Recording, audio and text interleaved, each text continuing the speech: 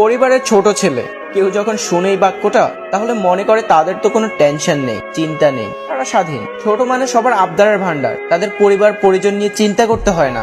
তারা একান্তই ঘুরে বেড়াবে, মেয়েদের পিছনে সময় ব্যয় করবে, সময় অসময় বাবা ভাই তাদের কাছে আবদার নিয়ে যাবে, কখনো R15, কখনো আবার আইফোন।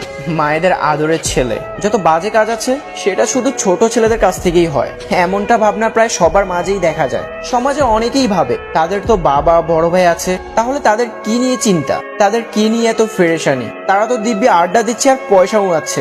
আসলে সবাই এক হয় না, ছোট ছেলেদেরও না চিন্তা হয় পরিবার নিয়ে। তারাও চায় তাদের টাকা দিয়ে মা বাবার শখ পূরণ করতে, তারাও না কষ্ট পায়, হয়তো সবার মাঝে প্রকাশ করে না। তারা চায় না তাদের কোনো ফেরেশানি নিয়ে পরিবার চিন্তা করুক। তারা যে ফ্যামিলির প্রতিটি সদস্যকে নিয়ে চিন্তা করে এটাও কখনো বুঝতে দেয় না। তারা যে ফ্যামিলির জন্য কতটা ত্যাগ সহ্য করতে হয় এটা শুধুমাত্র ছোট ছেলেরাই বলতে পারবে।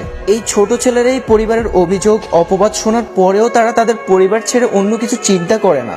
একটা সময় তাদের আশার আলো, আশ্রয়স্থল এই ছোট ছেলেরাই হয়। পরিবারের কখনো কিছু হলে তারা কখনো তাদের জীবনের মায়া করে না। কিছু পরিবারের ছোট সন্তান আছে যারা তাদের মা বাবার কাছে হীরার টুকরা, মা বাবার রত্ন, একমাত্র আদরের সন্তান।